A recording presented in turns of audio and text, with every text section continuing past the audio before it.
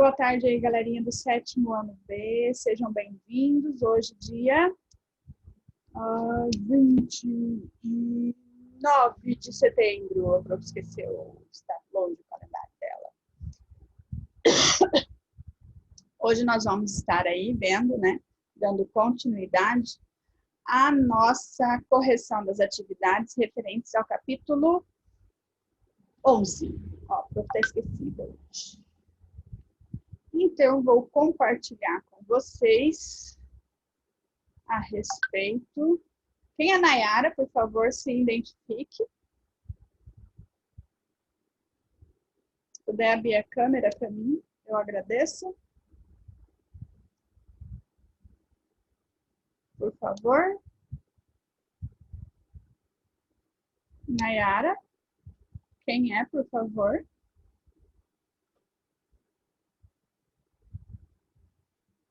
Então, eu vou estar aqui compartilhando com vocês a tela da apostila, né, a tela da apostila online, para nós estarmos resolvendo aí, né, a respeito das nossas atividades referentes ao capítulo 11.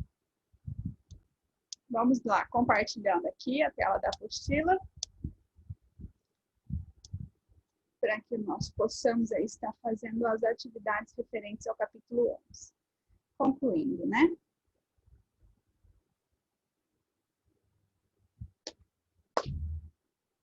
Vamos dar um zoomzinho aqui, né? Vou estar melhorando a qualidade do zoom para vocês. Deixa eu dar um foquinho aqui, né? Dá para ver, né, galera?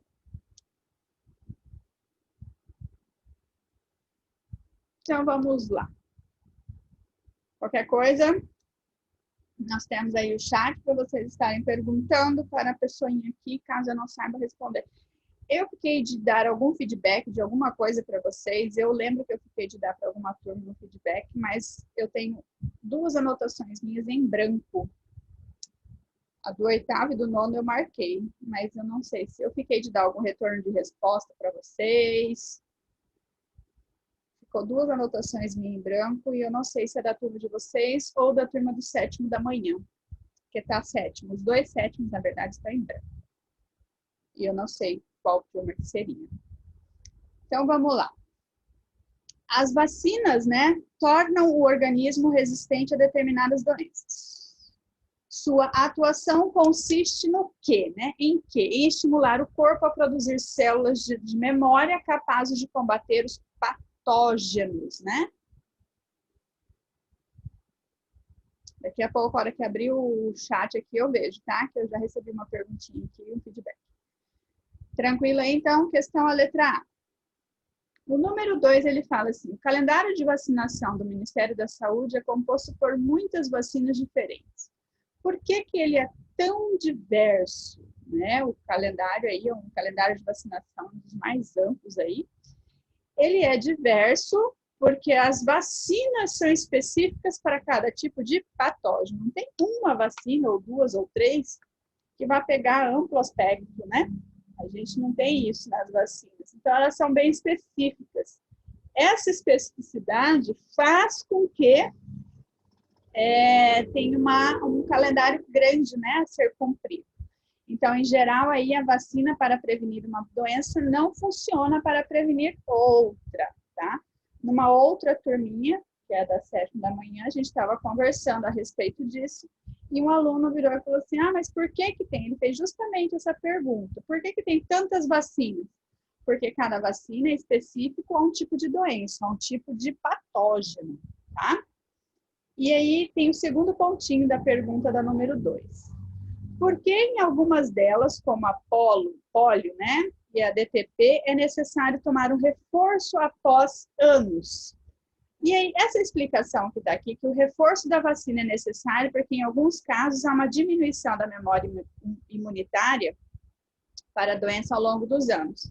É que o nosso organismo vai passando, né, por algumas modificações. Então, a gente precisa ter aí, em determinadas doenças, né, um reforço frente à vacina para que o nosso organismo continue tendo aí uma resposta, né, da memória dos patógenos para que não haja aí a manifestação da doença no nosso organismo, tá?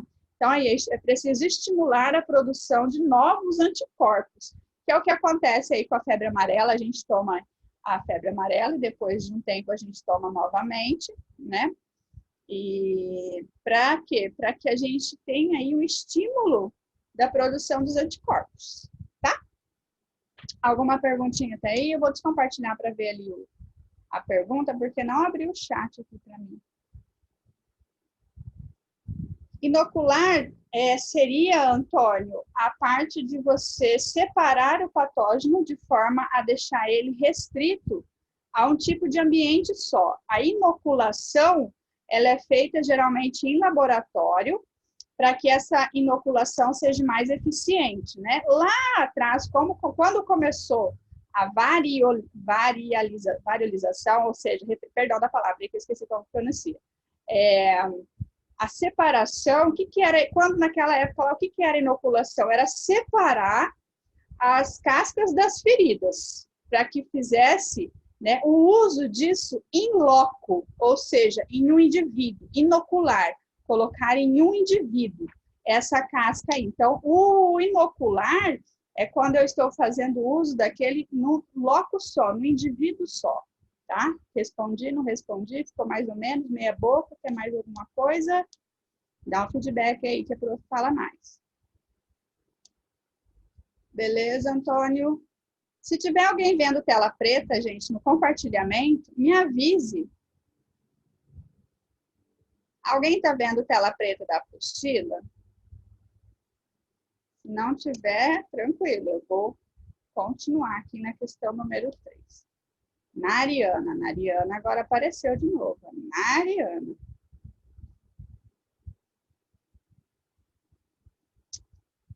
Aqui eu tenho, analise o esquema, né, a seguir e indique qual deles aborda o processo de atuação da vacina e qual aborda o do soro. A letra A, olha lá, está descrevendo aí utilizando o rato. Geralmente é feito isso por causa do tipo de sistema imunológico que é muito parecido com o dos seres humanos. Anticorpos obtidos de um animal que teve contato com um corpo estranho. Depois o número 2, os anticorpos do animal imunes são injetados no camundongo. Número 3, o corpo estranho invade o organismo do camundongo. Número 4, os anticorpos agem fazendo com que o camundongo se recupere. Esse tipo de análise de esqueminha aí seria relacionado ao soro. E a letra B, ele fala, o patógeno atenuado ou morto é inserido no corpo do camundongo saudável. Só pela primeira, a número 1 aí falando, é já de vacina, né? Quando tem aí o patógeno é atenuado, ou seja, diminuído a ação dele, ou ele está morto. Aí a número 2 fala que o sistema imunológico do camundongo é ativado, ou seja, começa a produzir anticorpos, né? Células de memória aí a combater o patógeno que pode adentrar o organismo. E número 3 são produzidas células de memória capazes de liberar anticorpos para combater o patógeno. Eu expliquei aí o que aconteceria a partir do número 2. Então, a letra A seria soro e a letra B seria vacina. E ali do outro lado, eu tenho a questão da número 4. Deixa eu descompartilhar, porque não está abrindo aqui para mim. Isso, Antônia, sua colocação está certa. Eu posso ler a sua colocação para os outros colegas, você me permite? O Antônio colocou assim, o soro é para os já doentes, é verdade. E a vacina é para prevenir doenças futuras. A colocação dele está correta. Perfeita a sua colocação, Antônio. E você já viu que o desenvolvimento das vacinas... Opa, prof, não compartilhou aqui a tela? Prof, vamos lá. A número 4 ali, galera. Você viu que o desenvolvimento das vacinas percorreu um longo processo. Com base no que foi abordado no capítulo, incluindo o contexto histórico, explica a importância desse método para garantir a saúde da população. No primeiro momento, lembra da Guerra das Vacinas, tá? Que naquele tempo, a vacina foi colocada de forma obrigatória. Então, houve a revolta das vacinas, né? Mas depois a população começou a entender.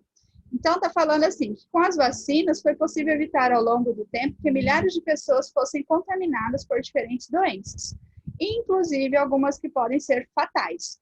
Então, como que as pessoas entenderam que essas vacinas eram importantes e que elas poderiam evitar aí a contaminação, né, através de diferentes doenças? Porque o governo começou a fazer uma ampla campanha de divulgação dos benefícios da vacina. Então, ela começou, a população, né, após a revolta da vacina, aí, foi um pouco mais para frente, a população começou a entender. Mas por que ela começou a entender? Porque houve aí uma divulgação, houve uma informação à disposição da população para entender a necessidade de se vacinar. Então, a população toda aceitou, foi assim, aos poucos, né? Não vou dizer que foi de um ano para o outro, não foi. Aos poucos, a população foi sendo informada dos benefícios da vacina e cada vez mais pessoas foram aderindo ao calendário de vacinação divulgado pelo governo, tá? E aí ele fala ali, eu já vou ver o chat, tá? Ele fala ali que, além disso, pelo processo de vacinação coletiva, foi possível erradicar alguns tipos de doenças em determinados locais, como é o caso da rubéola, da poliomielite no Brasil até então. Então, a população começou a ver que foi diminuindo casos e casos de várias doenças que poderiam deixar sequelas ou até mesmo levar à morte, e eles foram vendo que esses benefícios eram bons, que essas vacinas eram boas. Então, a população começou a aderir grandemente a essas campanhas de vacinação.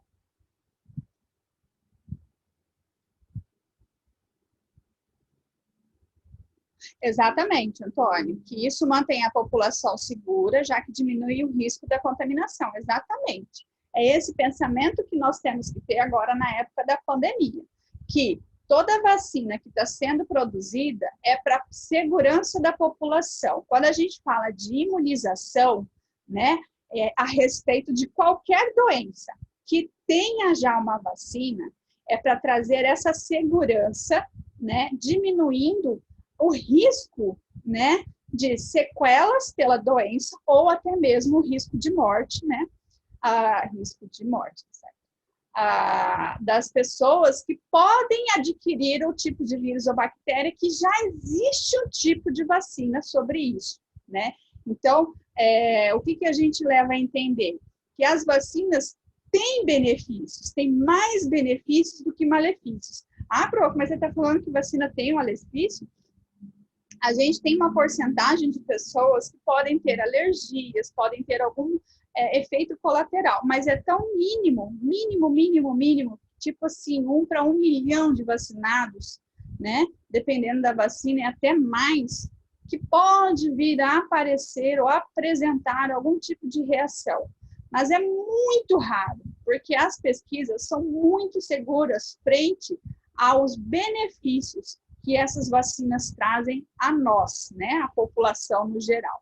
É esse o cuidado que todos os pesquisadores que estão frente aí à luta contra o Covid-19 estão desempenhando. É trazer uma vacina, além de eficaz para combater o vírus, eles querem também uma vacina que seja segura. Então, eles estão pensando na segurança da população, sim. Ô, Mariana, coloca o teu nome direito aí, fazendo favor, que tá Mariana, tá? Porque fica registrado aqui, por favor. Coloca o seu nome corretamente. Se for você, né? A número 5 está escrito assim. Vou tentar melhorar esse foco aqui. Eu vou estar lendo aqui porque a imagem de vocês está sobre a minha postilha. Vamos ver se vai abrir o chat aqui sem eu compartilhar. O trecho a seguir faz referência ao fato de a vacinação ainda não ser um processo realizado de forma efetiva ao redor do mundo. Presta atenção nesse textinho aí, vou interromper para ver a pergunta. Boa tarde, né, pergunta. Quando entra atrasado assim, ó, tá? Tranquilo. Beleza. tá? Mas não precisa interromper a aula com o chat. Deixa para falar depois. Então, eu tenho assim, presta atenção nesse textinho aí. Segundo a OMS, que todos vocês já sabem o que significa a OMS, que é Organizações Mundiais da Saúde, que estão à frente aí, né, da pandemia, infelizmente. A relutância ou a recusa para vacinar, apesar da disponibilidade da dose, ameaça reverter o progresso feito no combate a doenças evitáveis por imunização. Presta atenção a esse texto. O sarampo, por exemplo, teve aumento de 30% nos casos em todo o mundo. A vacina é uma das formas formas mais custo-efetivas para evitar a doença. Ou seja, existem outros tratamentos, mas que não têm tamanha eficácia que a vacina, né? Diz a OMS. Além disso, 1,5 milhão de mortes poderiam ser evitadas se a cobertura global da vacinação tivesse maior alcance. Olha que interessante esse texto. Ele está mostrando para nós que, apesar da disponibilidade de toda uma carteira de vacinação, isso não está falando sendo referente apenas ao Brasil. Ele está falando no cenário mundial. Apesar de nós termos uma cartela e uma carteira de vacinação, ou seja, várias vacinas disponíveis de forma gratuita, a população, né, tem uma relutância, uma recusa à frente a estas vacinas. Onde, né, nós tivemos aí, ele colocou um dado do aumento de 30% dos casos, né, de sarampo, gente. Sarampo pode matar, tem várias complicações no organismo. E uma simples picadinha, uma simples agulhinha, não vai matar. Pelo contrário, vai te trazer aí uma segurança de vida e a todos que estão ao seu redor. E aí ele traz assim a letra A. Qual é o problema abordado no texto? O problema abordado no texto aí é o aumento das doenças, né? Que poderiam ser evitadas, mas pela imunização, né? Mas devido à baixa adesão da vacinação, aconteceu o contrário, houve um aumento dessas doenças. Isso é muito preocupante no cenário mundial. Por que a vacinação não alcança a população mundial por completo? E ali a gente coloca que é por causa da relutância ou a recusa para se vacinar, né? E, se necessário, faça uma pesquisa para completar a resposta. Alguém quer acrescentar alguma pesquisa que foi feita, se vocês procuraram saber? Alguém quer falar alguma coisa a respeito deste assunto? Pesquisar alguma coisa? Como que foi?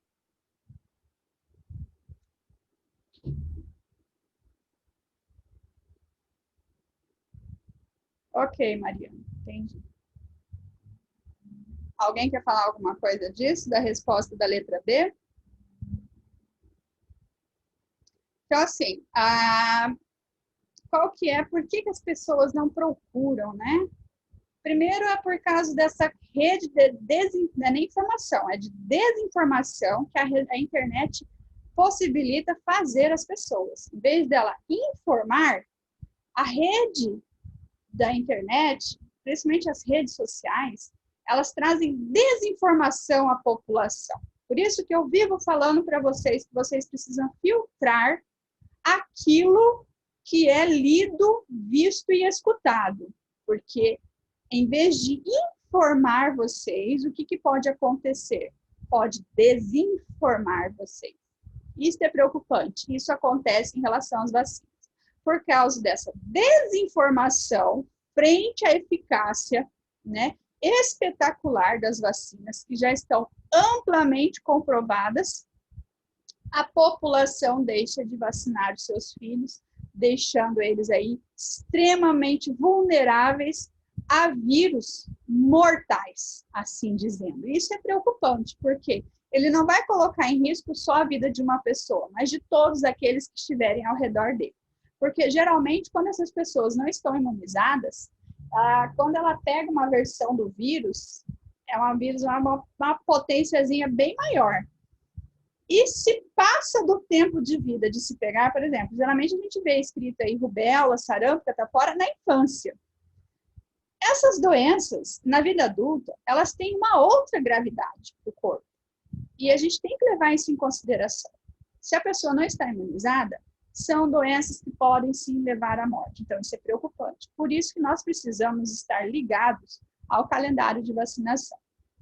Galerinha, fechamos o conteúdo aí do capítulo 11. Eu gostaria de saber se vocês têm alguma dúvida frente a isso. Podem colocar suas perguntinhas aqui no chat. Alguém precisa falar alguma coisa, quer fazer uma colocação. Ah, prof, eu li, eu descobri, eu escutei. Vamos compartilhar um pouco do conhecimento de vocês antes de entrarmos no capítulo 12, que será referido ali, né, sobre saúde pública, o indivíduo e o coletivo. Nós não estaremos falando propriamente do capítulo da saúde particular, tá, galera? Aqui está falando bem sucinto em relação à saúde pública, ou seja, o nosso famoso SUS. Por que é necessário tomar vacinas para prevenir doenças já erradicadas? Para não acontecer o que vem acontecendo, Antônio. Algumas doenças, né, o vírus, ele pode estar dormente. Quando o vírus está dormente, algo pode despertá-lo, né? Então, se eu estou imune, não vai acontecer nada. Mas se eu não estou imune e este vírus venha se manifestar em alguém, vai acontecer um surto da doença. Por isso que precisa haver, mesmo assim com doenças erradicadas, para que elas continuem erradicadas, a imunização. Por quê? De um ano para o outro, o nosso organismo pode mudar. E o que acontece? Quando as crianças estão se desenvolvendo, o sistema imunológico delas ainda está se desenvolvendo. Você não nasce com seu sistema imunológico pronto. Você vai fortalecer o seu sistema imunológico ao longo da sua vida. Por isso que você precisa estar tomando essas vacinas, mesmo frente a doenças erradicadas. Nós estamos vendo aí que doenças que estavam erradicadas há 30 anos no Brasil voltaram a surgir. Por quê? Porque a população mundial, a gente tem que levar em consideração que as pessoas se movimentam, né? A gente não vive só em Campo Grande, tem pessoas que vivem em Campo Grande que viajam o mundo inteiro. Então, a gente tem que ficar alerta que ela pode ter contato em algum país que não existe imunização, que não existe vacinação, que a vacinação lá é muito precária, por exemplo, e ela não estando imunizada, porque acabou a campanha aqui no Brasil, já que está erradicada, ela pode vir a pegar esta doença em outro país. Por quê? Porque não teve reforço, não teve um sistema eficaz de vacinação, então você deixa a população aí totalmente aberta e insegura a uma manifestação de uma doença. Respondida a sua questão? Prof, a ideia da valorização funcionava? Eu não entendi sua pergunta. O que é valorização? Valorizar o quê?